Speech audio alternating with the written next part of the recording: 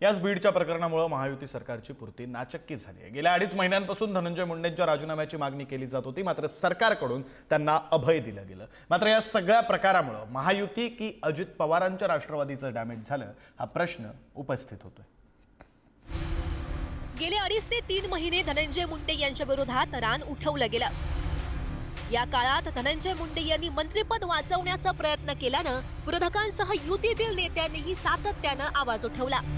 मुख्यमंत्री देवेंद्र फडणवीस हे प्रारंभीपासूनच धनंजय मुंडे यांनी राजीनामा द्यावा यासाठी आग्रही होते अशी माहिती आता समोर आली आहे। त्यामुळेच आता या सगळ्या प्रकरणात मुंडे यांच्यासह अजित पवार यांचा पक्षही बदनाम झालाय। धनंजय मुंडे यांच्या राजीनाम्यासाठी मुख्यमंत्री देवेंद्र फडणवीस आग्रही होते। देवेंद्र फडणवीस यांनी 3 ते 4 वेळा अजितदादांशी चर्चाही केली होती।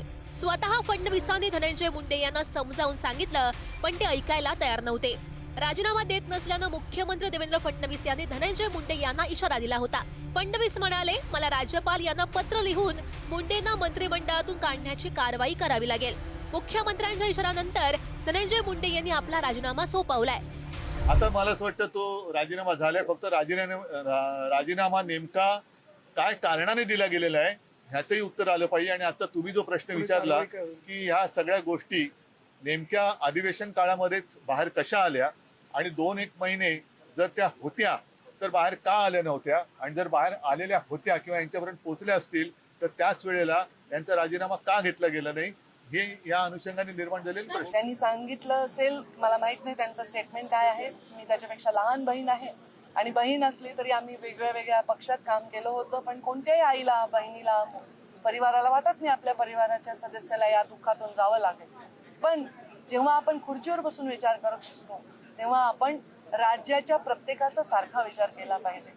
त्या पोराच्या परिवाराच्या, त्याच्या जीवाच्या वेदनांपुढे हे काहीही मोठा निर्णय नाही आहे।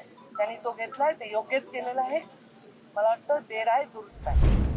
भाजपचे आमदार सुरेश धस बीड प्रकरणात घटनेच्या पहिल्या दिवसापासून आक्रमक होते, त्यामुळे भाजपचा आवाज म्हणूनच त्यांच्याकडे पाहिलं गेलं। या सगळ्यात मराठवाड्यामध्ये मराठ्यांचा आवाज बनलेल्या मनोज जरांगे यांचं महत्त्व काहीसं कमी झालं। मुंडे यांच्या विरोधात तीव्र विरोध करत धस शेवटपर्यंत लढत राहिले। त्यातून भाजप मात्र या प्रकरणात मुंडे आणि अजित पवार यांच्यापासून अंतर ठेवून राहिलं। फडणवीस यांनी राजीनाम्याबाबत अजित पवार यांच्यावर जबाबदारी ढकलली आणि शेवटी त्यांनीच राजीनामा द्यायला सांगून मित्र पक्षांना आणि मंत्र्यांना द्यायचा तो मेसेजही दिला। अजित दादा निर्णय घेतात का नाही? अजित दादा अजूनही पाया पडून विनंती आहे, हात जोडून पाया पडून विनंती आहे माझी। अजित दादा, तुमचा पक्ष हा जनतेच्या मनामध्ये क्लीन बोल्ड होत चाललेला आहे। तुमच्या पक्षाला लेफ्ट साइडला बी राहिलेली नाही जागा, मिडल स्टंप गेलाय तुमचा आणि ऑफ स्टंप सुद्धा गेलेला आहे।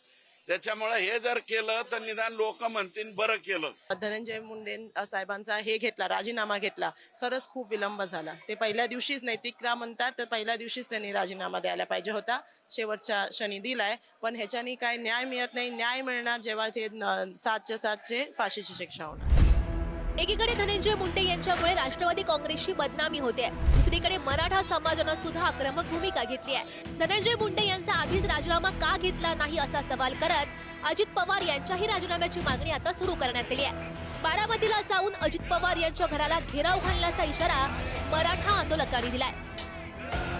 यांचा राजीनामा हा नैतिकतेच्या कारणावरून महाराष्ट्राने मागितला नव्हता। तो राजीनामा अजितदादा जे सांगतायत की नैतिक कारणावरून आम्ही राजीनामा घेतला, हा नैतिक कारण महाराष्ट्रातील जनतेला मान्य नाही, सकल मराठा समाजाला आणि मराठा क्रांती मोर्चाला मान्य नाही। म्हणून अजितदादाला आमची विनंती आहे, जर हा राजीनामा नैतिक असेल तर नैतिकतेची जबाबदारी स्वीकारून तुम्ही स्वतः राजीनामा दिला पाहिजे। आणि धनंजय मुंडे जेवढे दोषी आहेत त्याच्यापेक्षा जास्त दोषी या प्रकरणामध्ये कोण असेल तर ते अजित पवार आहेत।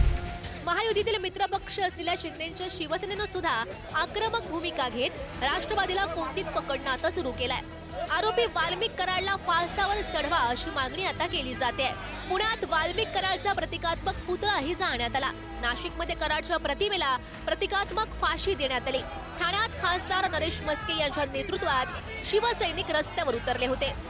थोडक्यात या माध्यमातून शिंदेच्या शिवसेनेकडून राष्ट्रवादीला खलनायक करण्याचा प्रयत्न सुरू असल्याचं बोललं जात आहे. कुठल्याही पक्षाचा असू द्या आरोपी, त्याच्यावरती कारवाई होणं गरजेचं आहे आणि भर चौकात त्याला फाशी द्यायला पाहिजे. आणि ज्या पद्धतीने नियतीलाही लाजवेल अशा पद्धतीने कृती वाल्मिक कराड आणि मंडळींनी केलेली आहे, मृतात्म्यावरती लघुशंका केलेली आहे. माझं तर म्हणणं आहे की तो त्यांचा पार्टच भर चौकात कापून टाकला पाहिजे आणि अशा लोकांना त्याशिवाय धडा मिळणार नाही. मानेवर पाय देऊन ठेचलं जातं, किडनी काढली जाते. हे काय चाललंय? लाठीने मारहाण होते आणि अशा पद्धतीनं निगरून खून करत असताना त्याचा व्हिडिओ काढला जातो. मला वाटतं महाराष्ट्र हे कधी खपून घेणार नाही. शिवसेनेचे आंदोलन कुठल्याही पक्षाविरुद्ध नाही, कुठल्या जाती धर्माविरुद्ध नाही, या विकृती विरुद्धचं हे आंदोलन आहे. आणि मला असं वाटतं की ताबडतोब ही जी काही लोक आहेत यांना फाशी झाली पाहिजे. ते त्याच्यात जर असतील तर त्याच्यामध्ये नक्कीच सरकार त्याच्यामध्ये नक्कीच कारवाई करेल. बघा, ज्या काही गोष्टी घडलेल्या आहेत त्यामध्ये धनंजय मुंडेंनी या ठिकाणी एक राजीनामा दिलेला आहे. पण आमची एकच मागणी, वाल्मिक कराड आणि त्याच्या सर्व साथीदारांना या ठिकाणी लवकरात लवकर फाशीची शिक्षा या ठिकाणी झाली पाहिजे. धनंजय मुंडेंमुळे राष्ट्रवादी काँग्रेस बॅकफूटवर गेली आहे. त्यामुळे आगामी काळात अजित पवार यांची पुरती गोची होणार हे नक्की. रिपोर्ट पुढारी न्यूज.